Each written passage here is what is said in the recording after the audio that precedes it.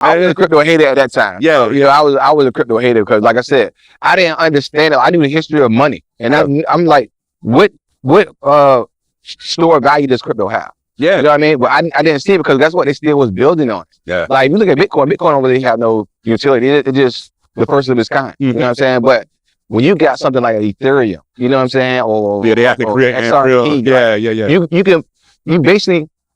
you can build apps on these platforms, man, to make it better. Like you got NFTs, non-fungible tokens. Like everybody collected baseball cards when they was young and stuff, right? So now you have you're basically empowering artists now. Artists was they was the most unpaid people out here, man. They had so much talent. No more starving artists. Yeah, there's no more starving. If you're an artist now, man, it's easy for you to come up down. It really is, though. It really. I mean, and all that to say, like Bitcoin was a catalyst for all of it, and nobody understood, like, yo, Bitcoin is backed by nothing. It's just a digital currency. Yeah. But that all boils down to psychology. Like basically, you don't necessarily need to have anything to back it if it's a demand for it. Like Bitcoin itself is backed by itself. Exactly. But then as people start to pour real fiat money, real USD into it, even though it's not technically backed by it, but it's so much that's already been pumped into it. So and either way it's created, I think is something to look into, because you have to do a hard algorithm mathematical equation in order to mine it. Like computers and use a lot of energy, right? But it's like that right there shows you that it has value because you have to use something in order to get it. Yeah. You can't just pull it out of thin air. It's proof of work. Yeah. Now we're going to, that's another big conversation we get into too. A lot of people don't know. It get a little deep, man. Proof of work and proof of stake. Right? So proof of work is basically when the computer does, I'm gonna just break it down like this. When the computer does it. Proof of stake is when you actually hold that coin and you get paid for verifying transactions on the blockchain technology. So the proof of work, proof of stake is more green. Because that's what they want to go to now, because they don't want the carbon imprint. No, I mean, and it makes sense. Like they should gravitate towards it anyway. But the Bitcoin purists, they're worried because, for one, there's no real founder in Bitcoin, so it's hard for them to switch it over and be like, okay, we ain't gonna do proof of work no more. So think about all these people that have their Bitcoin in cold storage and they don't touch it, and they were like, yo, this is my retirement plan. So if you try to say, oh, we're gonna ban Bitcoin because can you imagine you got like millions of dollars in Bitcoin and now they trying to say we're gonna ban it because it's not eco-friendly. Right. So it's a lot of people that's hating on that idea. But I used to mine Bitcoin, and I got 2 ASICs at the house. But the thing about it, man, like they get obsolete so quick. You know how like when you buy a computer, you can use it for a few years. But then the code changes or something. Yeah, you can't mine them. Yeah, well, so it didn't even change. It just wasn't efficient enough. Like because it was fast speed. Yeah, so you use it with an ASIC. It has the algorithm to solve the equations built in. And they do it, and they streamline it so that computer, that's all it does. So it's real efficient at doing it. It's solving that equation. But as more people start to do it, it gets harder. The level of difficulty gets harder. Because everybody's busy trying to do it. At whoever gets there first gets paid first. Literally, I bought that thing brand new, and in 6 months, I was upside down, bro. Literally, I made enough money just to pay off the devices. But so basically, I could have just went and bought that amount in Bitcoin instead of buying the. But it only really makes sense when you buy a bunch of them. You got to have a lot of computing power. But I wouldn't even advise anybody to buy Bitcoin or any crypto right now. Yeah, for sure. My buddy, he's buying some crypto, man. It's tough right now because the market is down. It's good. Like while the market is down, I would say, I mean, this is not financial advice. Yeah, it's not financial advice. It's not financial advice. But if you're gonna do it, right now is the time to do it. Like while it's low, don't buy it when it's high. When everybody's talking about it, you want to get it when nobody talking about it. Let's get into that, man. Because like after Christmas sales, everybody goes shopping after Christmas is over, right? But then when something happens like a stock or a crypto goes down, nobody wants to buy it. They say it's over. They say it's over. Like they say the FUD. Yeah, it's the FUD. Like it's like, and they create FUD on purpose. Like FUD is a terminology. Those don't know. They're using the crypto space to basically just make up false rumors about stuff. It create like so you won't know the truth. That's what they do a lot in media too, man. They try to, in order to prevent you from knowing the truth, they put some stuff out there to make it dwindle away from the truth. You know what I mean? Cause confusion, basically. Yeah, and we all know the media control a lot of that too. But FUD, the acronym is fear, uncertainty, and doubt. So, and that again, this is I don't want to quote Trump, but Hey, fake news, fake media. You know, they get paid the steer the narrative whatever way makes for sure. sense for the 1%. Okay. So that foot when you start hearing about CNN start covering FTX and they're like, oh, was crypto a scam the whole time? Like, ain't no way. Ain't no way it was a scam, but it was some scammers in it. Exactly. But the whole situation on the scam. Exactly. See, this is the thing I don't like either, man. They keep talking about the way you can launder money, the way you got scammers in crypto. What did scammers been at before crypto? Crypto ain't they were using cash. Ain't even 20. They were using cash. How you gonna stop using crypto? Ain't even 20 years old yet. Yeah. It's not even 20 years old yet. Crypto. So what were they doing laundering money before crypto? That's like saying we need to stop using USD because the cartel is using it. Like exactly gonna stop. Like that's the way they doing it. Like, or even with the case going on right now with FTX, like one of the senators was saying like, you know, when Enron collapsed with the mortgage crisis, they didn't cancel all the mortgages. They didn't tell people stop buying mortgages. Yeah, you can't blame crypto for scammers being scammers. You know, it's all octaves and the way they present it, because you got to realize in that FTX situation, a lot of corporate accounts lost money too, and those are ones like influencers and people with a lot of power in the crypto space. They're the ones that can navigate it. So with it, in my opinion, what I think they're doing, they pushing the price down so they can recoup their losses. So when they push the price down low enough, then they be like, oh, now we have they'll come up with something crazy like, oh, now we got new regulations to make it a little safer. Let's get back in. So they done brought the floor back to where they want it to be. So and you know what? I'm gonna keep it real on how I feel about it. Like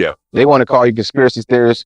Conspiracy theorists is just like a derogatory word against the real guys, the real ones. You know what I'm saying? I don't even like the word conspiracy theorists, but it's my coincidental how, you know, the United States is starting to have become a main player in crypto.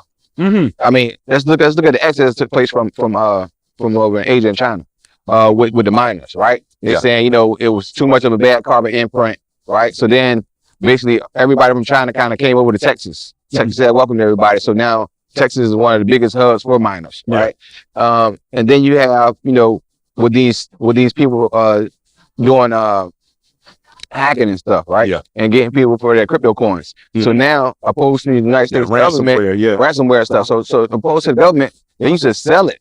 They used to sell the coins back on the market to people. They're holding them now. You know what I mean? So it's just very coincidental how these things are taking place all during the downtime of crypto.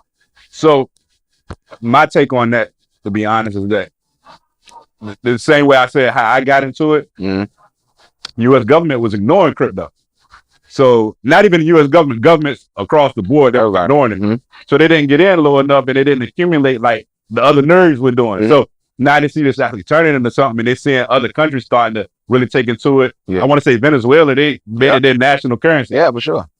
So they're saying that it has a real value to it. They're like, oh, we got to find a way to get a better hold of it. And even if it means stealing it from Mount Gox and all these other people, I mean, at the end of the day, it was unlawful what they were doing, but for sure, like you're supposed to destroy that. Like, so, but it's a situation where, you know, if the governments don't have their hand in it, they're gonna feel the way. But they, in my opinion, they're accumulating the wrong currency. This is another reason why, you know, with gold and silver, how I kind of like went to Bitcoin, because they don't like gold and silver for a huge reason, because one, they can't tax it. You know what I'm saying? If I don't report that I made this transaction, you would never know. It's not digitized. They want everything digitized because they can see everything. You know what I'm saying? So crypto, what is crypto? It's digitized. Everything is internet. You know what I'm saying? So that's another thing. Like I kind of came to reality about with crypto and gold and silver. So it's just a lot of things taking place, man. Just as far as investing, man. I just want our people to know that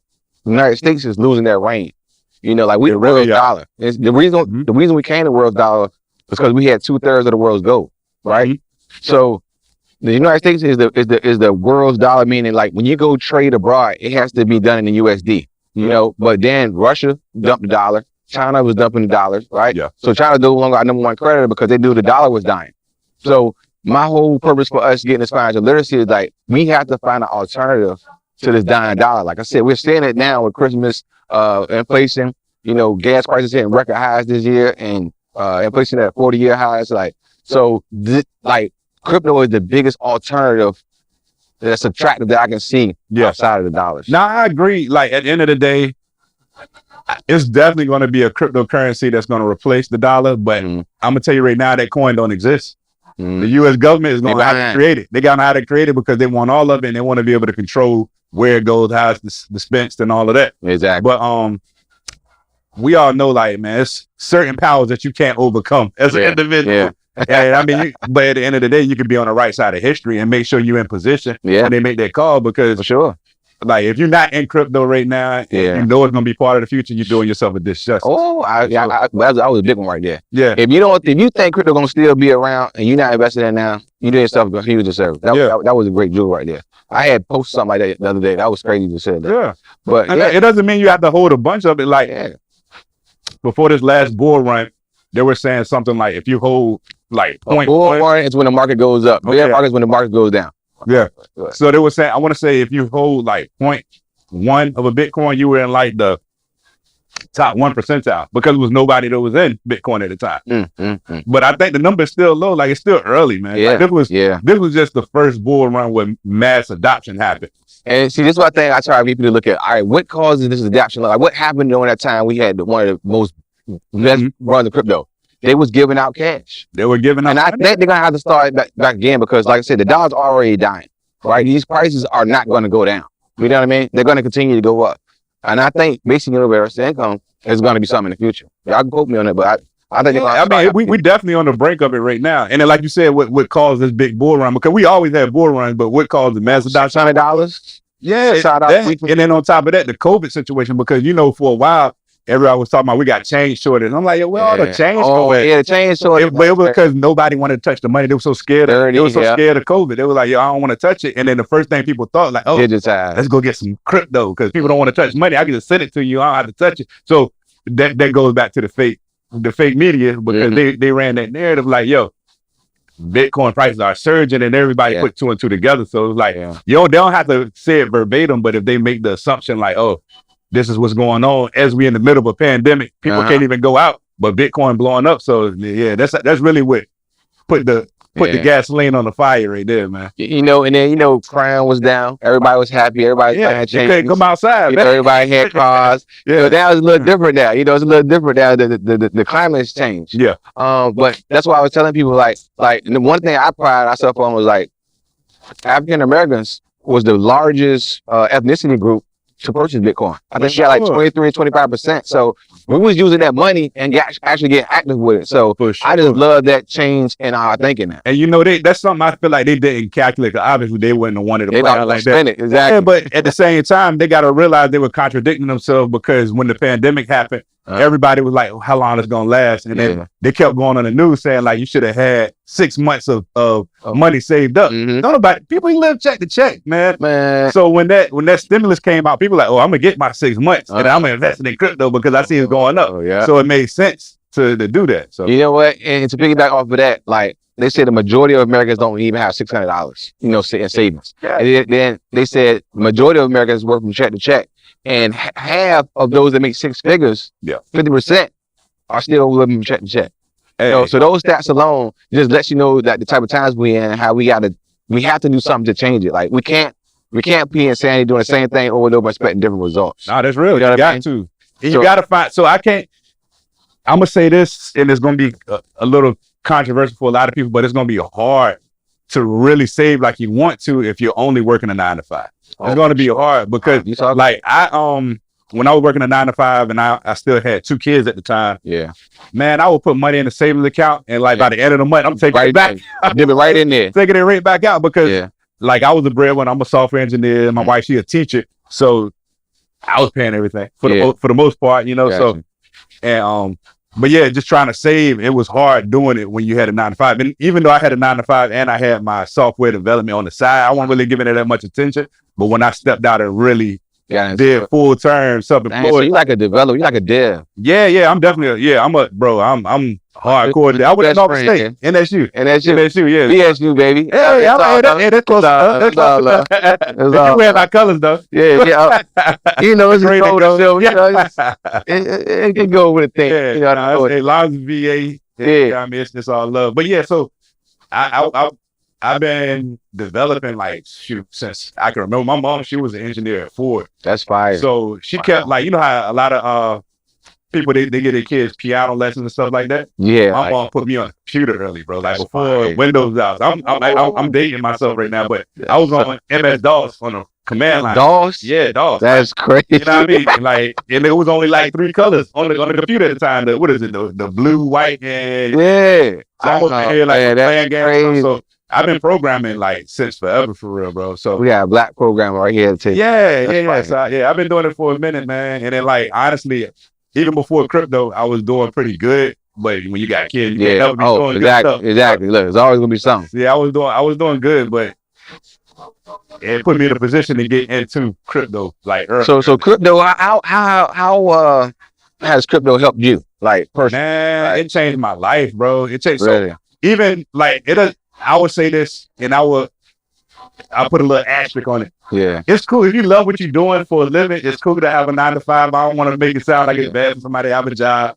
But for me, I already had an entrepreneur mindset because all I seen was my parents work for themselves. Yeah. So I'll say this, like I was making high 6 figures when I was working for companies. Wow. But it was still like that mental you want complete. Like you didn't feel like you gotta work for them, you around the clock, you on salary, so it ain't no overtime and stuff like that. Yeah. So crypto allowed me to step away from that. Even though I was making good money, it allowed me to step away from it and not even stress about it because it was coming so quick and I was so early to it, and I'm a software engineer, so I was creating other solutions in the crypto space and stuff like that. So like being able to walk away from a situation like that and then increase it, like crypto was the caveat or the vehicle I used to get there. See, I'm an entrepreneur, so you know, like I work for myself. You know what I'm saying? So like I do contract work. So like even when the pandemic happened, I'm like, oh, I ain't going out for work because I work in hospitals. You know what I'm saying? So it's like I don't want to be around that stuff. So I had enough crypto to where I could pay my bills. You know what I'm saying? Like I didn't have to go out.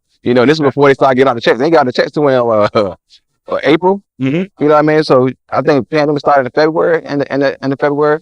So you know, like I looked at crypto and investing, man. I look at it as a way of freedom. You know, it really is. Even with the shots, you know what I mean? Because I'm not for it. You know what I'm saying? That's a whole nother story. But you know, I'm vegan. I've been vegan 7 years, so I'm very cautious on what I put in my body. You know, but that taught me too, because you know that they was bringing the hammer down with that. You know, they were bullying people, family, bro. Oh man, a lot of family arguments. Hey, your own family bully you. This is what I'm like. Yo, I'm locking in. Like I'm definitely making sure that I have enough for whatever I want to do. You know what I mean? Because you don't never want to feel like you had to win with somebody else. You know what I'm saying? Even when you're doing contract work, it's like you still kind of like in the work field. You know what I'm saying? So and you still have to answer to somebody. So. That just gave me the idea to want to like dig deeper. You know what I'm saying? Nah, that's real, man. Yeah. That's real. Nah, you touched something there on that shot situation. I was against it. Yeah, for sure. Now, I mean, I'm still pretty much against it. But, but my son, like, so high schoolers in Portsmouth, they didn't go back until everybody else went back. So he was out for a while, and they were, you know, the older you get, the higher the risk it is for the situation. And he was like, "Hey, Dad, should I get shot? We about to go back to school." And I was like, man, you old enough, you let me know what your decision is, whatever. He was nervous. Because, again, my wife, she's a teacher, so she had to get it. She didn't have to, but it was like, she teach kindergarten. They kept all the time. So she went and got it. And I was like, okay, you get it. I ain't getting it. But then my son, he came to me, he was like, I don't know. I could tell he wanted to see what I was going to do compared to what his mom was going to do. I'm like, and then I came to the conclusion, like, hey, your mom already got it, man. And so if you worried about it, I come get it with you. So I would have got it with him so you wouldn't be stressed about it. So I was like, but to this day, I'm like, man, I should have got this. got it twice after I got this shot. Yeah, you got the booster? I was one and done. But I got it, after I got this shot, I got COVID twice, man. I mean, it wasn't bad, but it was like, I just read an article recently how they said the majority of people that's dying from COVID are vaccinated people. So I make it make sense. Like Facebook even gave me a problem with that. They sent me a note like, look, you misquoted this. I'm like, wait a minute. But you know what that is too, though. So as a software engineer, you got to do data analyst as well. But they can skew the numbers to make a narrative that they want to paint. Because you got to realize a lot of people that got the COVID shot were already at risk. Yeah. So high risk one. Yeah, they were high risk. So they already got the shot. They already was sick. Yeah. They were worried about catching COVID, but they caught it with the shot and it didn't really help. That's really what it is, man. You know, that's why